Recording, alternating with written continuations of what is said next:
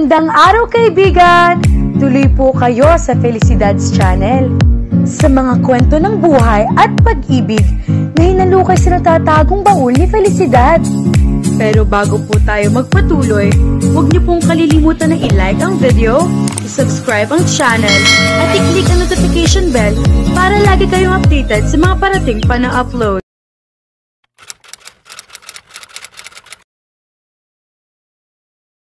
Plano na magsabi ni Dea sa kanyang mga magulang sa weekend na iyon.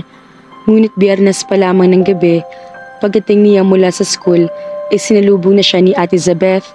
Doon na raw siya tumuloy sa family room nila. Hinihintay raw siya roon ng kanyang mga magulang. May family conference yata kayo, sabi pa ni Ate Zaina. Kinabahan siya. Tsak na may problema para magkaroon ng biglaang meeting sa bahay nila. Bumubungad pa lang siya sa pinto ng family room nila ay nakita na niya ang kanyang mama na namumugto ng mga mata. Halatang kagagaling lamang nito sa pag-iyak. Madilim naman ang anyo ng papa niya at seryoso ang Kuya John Lloyd niya. May problema ba? Nag-aalangan tanong niya sa mga ito. Ang mama niya ay sumalubong sa kanya. Isang malakas na sampal ang pinadapo nito sa mukha niya. Gulat na gulat siya. Naglapitan ng papa niya at kapatid. Pinigilan ng mga itong mama niya na makapanakit pa sa kanya. Sinong amo ng pinagbubuntis mo? Malandi ka? Binigo mo kami ng papa mo. Kung ano-ano pang masasakit na salitang sinabi nito. Napayoko na lamang siya. Galit na galit din ang kanyang ama. Mabuti na lamang at hindi siya sinaktan nito. Ang kuya niya nakahalata na buntis siya kahit hindi pa halata ang kanyang tiyan. Palibhasa ay nurse ito kaya alam nito ang mga senyales ng isang naglilihi. Ang pinagpapasalamat lang niya sa nangyari, hindi na niya kailangang umisip ng paraan para maipaalam sa mga itong kalagayan niya. Hindi rin niya sinagot ang tanong ng mga ito kung sinong ama ng dinadala niya. Basta sinabi lang niya na magpapakasal sila ni JV pagka-graduate niya sa pagtatapos sa semestreng iyon. Ngunit ayaw pumayag ng papa niya, isang bagay na hindi niya inaasahan. Napakabata pa raw niya para mag-asawa. Hindi raw solusyon sa pagbubuntis niya ang pag-aasawa. Pagtiisan daw niya ang kahihiyan kung magkaanak man daw siya sa pagkadalaga. Kasalanan daw niya iyon kaya harapin niya. Kakaiba talaga ang papa mo, Dea, sabi sa kanya ni JV nang sabihin niya rito ang pasya ng papa niya. Halatang disappointed ito. Patungo sila noon sa parking lot. Sinundo siya rito sa school. Ang ibang magulang, gustong isalba sa kahihiyan ng mga anak nila kaya pinipilit magpakasal kapag nabubuntis ang anak. Okay na rin ito, JV. Hindi mo na kailangan pa magsakripisyo para tulungan ako. Pero gusto ko pa rin napakasalan ka. Umiti siya. Salamat pero baka ang desisyon ng parents ko ang nagsasave sa akin sa posibleng malaking pagkakamali na gagawin ko sana kung natuloy ang mga plano natin. Alam mo naman na kaibigan lang talagang tingin ko sa'yo. I'm sorry, JV. No, hindi mo kailangan mag-sorry. Mahal kita. Alam mong gagawin ko ang lahat para lang mapagaan ang dinadala mo. Napayakap siya rito. Napaluha. Batid nito na hindi niya ito mahal pero sa kabila niyon ay patuloy pa rin itong iniisip ang kapakanan niya. Palagi pa rin ito nakahanda para damayan siya at hindi ito nagsasawang mahalin siya kahit hindi niya iyon masuklian. Sana talaga ikaw na lang ang minahal ko, JV. Tapik sa kanyang likod lang ang isinagot nito. Maraming salamat sa lahat. Kung magsalita ka, para hindi na tayo magkikita I'll still be around, Dea. Tutulungan kita para subaybayan na talagaan ang magiging anak mo. Who knows, baka isa sa mga araw na ito, magawa mo rin na mahalin ako. Napangiti siya, kumalas na siya rito. That's the spirit. Nagkatawanan na lang sila. 2 buwan lang ako nawala, ibang lalaki na kayakap mo. Sabay sila napalingon ni JV sa nagsalita. Hindi siya makapaniwala na nakatayo roon sa kinito. Galit ng anyo at tono nito. At wala pa yatang 2 metro ang layo sa kinatatayuan nila. Ang lakas ng loob mo maghamon ng away. Pilay ka naman. Pasalamat ka. Hindi ka pinatuloy ni JV. Pananarmo ni Dea kay Kinito nang sila na lang nito ang naroroon. Galit na umalis si JV pagkatapos sa muntik na magsuntukan nito at si Kinito. Inawat lang niya mga ito kaya hindi natuloy na magkasakitan. Pinakiusapan niya si JV na iwan muna sila ni Kinito. Nagagalit ka pa sa akin ngayon? Sino ba nakita ko nakikipagyakapan sa lalaking yun? Tayo ang may relasyon Nakalimutan mo na ba? Madilim pa rin ang anyo ni Kenito. Nakapamaywang ito na akala mo hindi nakasaklay. May relasyon pala tayo? Nakalimutan ko na yata. Pauyan masabi niya. 2 buwan lang naman kasing wala akong naririnig mula sa'yo ni Haniho. Hindi makontak ang cellphone mo. At hindi ko alam kung saan ka hahanapin after you took advantage of me. I did not take advantage of you. Pahuminding na mangganti nito. Oh, talaga? Ano palang tawag mo sa ginawa mo? Pagkatapos may mangyari sa atin, para kang bulang naglaho na la at sukat. Mabuti pa nga ang bula, kahit bakas ay may naiiwan. Ikaw, at least, kahit hindi ako nagpakita sa iyo ng 2 buwan, naging faithful ako sa iyo. Ikaw, gagad nito sa tono niya. Nag-init ng sulok ng mga mata niya. Kung alam lang ng Judas na ito kung anong takot sa sakit at loob ang pinagdaanan niya sa loob ng 2 buwan na nagdaan, magawa pa kaya nitong sumbatan siya? Sobra-sobra lang pasasalamat ko kay JV, kaya ko siya niyakap. Tinulungan niya ako, dinamayan, inalok ng pangalan ang magiging anak ko at hindi siya ang tunay na ama nito. Magkakaanak ka? Manghang-manghang sabi ni Kenito. Pero tayo ang bigla nitong nasapo ang ulo. Damn! Nang muli itong tumingin sa kanya, ay namumula ng mga mata nito. Hindi ko alam. I'm sorry, Dea. I'm so sorry. Pipilay-pilay na lumapit ito sa kanya. Bigla na lang siya ninyapos nito ng mahigpit. I'm sorry for what you've been through. Siguro ay nahirapan ka ng sobra-sobra. At wala man lang ako noon sa tabi mo, mahal ko. Bitiwan mo nga ako. Aniya sabay piglas. Kung totoo nagsusorry ka nga, at totoong may malasakit ka sa akin, hindi mo ko iiwan. 2 buwan kay nito. 2 buwan mo akong pinagtaguan. Nagawa nitong pigilan ang mga kamay niya sa pagpupumiglas. Hindi kita pinagtaguan. Mahal kita kaya bakit ko gagawin yun? Hindi lang kita mabalikan dahil sa disgrasyang inabot ko. Pero kung kaya ko lang ang sarili ko, matagal na sana kitang binalikan. Please, Dea. Aniwala ka naman sa akin. Totoong mahal kita. Tuloy na siya napaluha. Nakita niya ang paghihirap sa mga mata nito. Naranasan din niya ang kaparehong dusa sa loob ng mga linggo na wala siyang anumang balita dito. Akala ko talaga, sinamantala mo lang ako. Akala ko, lumayo ko na dahil natakot ka magdemanda ko na panugunutan mo ako habang girlfriend mo si Mia. Humalas ito, ngunit nakahawak pa rin ang isang kamay nito sa likod niya.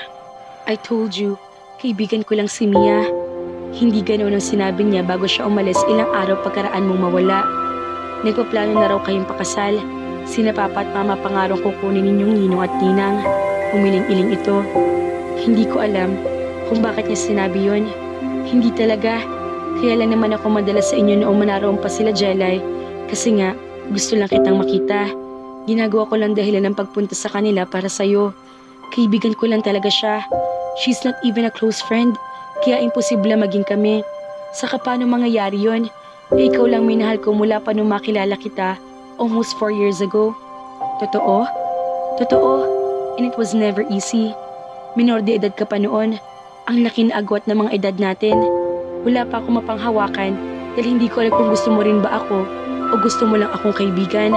Bukod pa roon, ipinaramdam pa sa akin ng papa mo na hindi siya boto para sa akin sa'yo.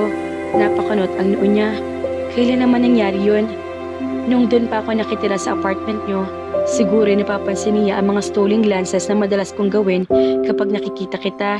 Sino nga ba namang amang gugustuhin na ligawan ang minor de edad niyang anak na isang lalaking malaking agwat na edad nito? Hindi mo lang alam. Gusto ko sana noon na mas mapalapit pa sa iyo, pero hindi ko magawa kasi lagi akong hinaharangan ng papa mo. Teka, kanina pa tayo nag-uusap pero hindi mo pa ipinaliliwanag sa akin kung bakit hindi ka nagpakita sa loob ng 2 buwan. Nadisgrasya nga kasi ako. Sagot nito. Pagkagaling ko sa pag-o-ocular inspection sa bagong project namin sa Bataan, ay may kumidnap sa amin na kasama kong foreman. Dinala kami sa bundok. Hanggang ngayon ay hindi ko alam kung saang grupo sila kasama. Basta ang gusto nila, hindi matuloy ang project namin doon. Masisira daw ang swamp area na pinakikinabangan ng bayan nila. Medyo nagpanik yung foreman na kasama ko. Sa ikalawang araw namin, ay pinilit niya makatakas. Ayoko namang maiwan kaya napilitan na rin akong gumaya sa kanya. Ang kaso, nadisgrasya ako sa bangin doon sa dinaraanan namin. Nahulog ako. Akala ko'y katapusan ko na. Nagkasugat-sugat ako. Maraming buto na bali sa akin. On top of that, iyon pa rin mga kumidnap ang nakakuha sa akin. Kaya sa bundok lang nila ako ginamot. Kinontak nilang boss ko. Nagkaroon ng mahabang proseso ng negotiation. Finally, umabot muna ng 2 buwan bago nila ako pinalaya. Kahapon lang ako nakauwi sa amin. Halos madurog ang puso niya sa mga narinig. Kaya ka pala Pilay? Ganoon na nga, I was instructed by my boss to see an orthopedist. Pero gusto ko muna makita ka. Wala ka naman sa inyo, kaya dito kita hinanap. God, Dea, akala ko ay mamamatay na ako at hindi na kita makikita pa. Miyapos na naman siya nito at pinaulanan ng halik ang kanyang ulot muka. Gumanti siya ng yakap.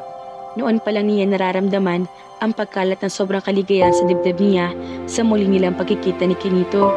Hindi to panaginip lang. This was for real, she almost wept. Wala akong ideya na ganoon ang mga nangyari sa'yo. Ang buong paniniwala ko niloko mo lang talaga ako.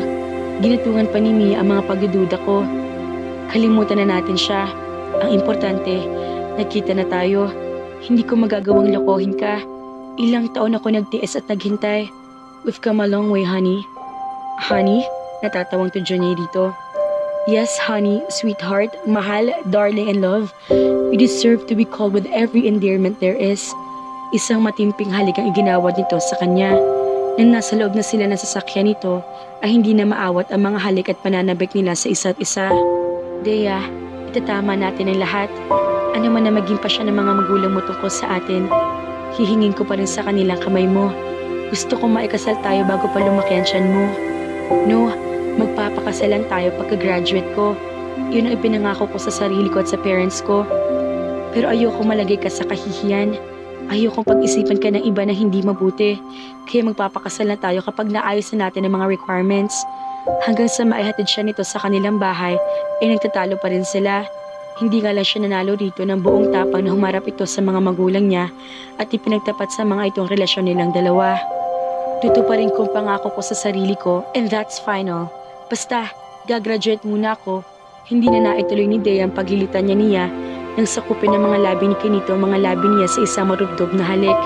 Lately, isang mahusay na paraan iyon ng nobyo niya para patihiwikin siya at para maigiit nito ang gusto. Napapangiting, hinima sa Dea ang may kalakihan niyang tiyan. Ganoon, ang reaksyon niya tuwing maalala mga nangyari sa nakalipas na 4 na buwan. 6 na buwan na ang pinagbubuntis niya. Sa mga nagdaang buwan, wala na siya mahihiling pa. Sa wakas, itapos sa kanyang paghihintay. Pinatawad sila ni Kinito ng mga magulang dahil sa pagkakamali na gawa nila at sa paglilihim nila sa mga ito. Pumayag din ng mga ito na maikasal sila, kahit halata na pilitan lang ang kanyang ama. Noong una, ay hindi ito sang-ayon na maikasal siya sa lalaki hinggit na may edad sa kanya, kagaya ni Kinito. Naisip lang marahil nito na magkakaapo na ito at ayaw rin nito maging bastado ang isisilang niyang sanggol. Hindi nga lang nasunod ang gusto niya na magtapos muna na pag-aaral bago ikasal. Nang malaman ng mga magulang niya na buntis siya, ay sinang-ayon na ng mga ito ang gusto ni Kinito na ikasal sila sa lalong madaling panahon. Naging maginoon naman si JB na tanggapin ang pagkatalo sa pag-ibig niya. Mabuting tao ito. Naniniwala siya na may mabuti at maganda ring babae na makikita ito sa mga araw na darating. Ikinasal sila ni Kinito na nakasementong kaliwang binti nito. Kamakailan lang tinanggal ang sementong iyon. Magaling ng lahat ng pinsalang tinamo nito mula sa pagkahulog sa bangin. Nagpapasalamat siya ng marami sa Diyos dahil hindi nito hinayaang mawala sa piling nila na magiging anak niya ang pinakamamahal niyang si Kinito. Tungkol naman kay Mia, wala na siyang pakialam kung mag-ilusyon man ito sa kanilang asawa. Pinatawad na niya ito sa mga kasinungalingang pinagsasabi niya. Hindi na naman ito nagpakita pa sa kanila. Ang Kuya Janoid naman ng Mia ang pinoproblema niya. Hindi na nga ito kasing lungkot nung pagka-uwi pa lamang nito mula sa Canada. Ngunit mas gusto pa rin ito lagi mag-isa. Honey, I'm home. Napuka ang pagbabalik tanaw niya. Napangiti naman siya. Dumating na mahal niya ang asawa. Nang salubungin niya ito na isang matapes na halik, ay pinangko siya nito papasok sa kanilang silid. How's your day, honey? This is life. Mga ka-felisidad, salamat muli sa inyong pakikinig sa aming kwentong pag-ibig. Maraming salamat. God bless po. Ingat.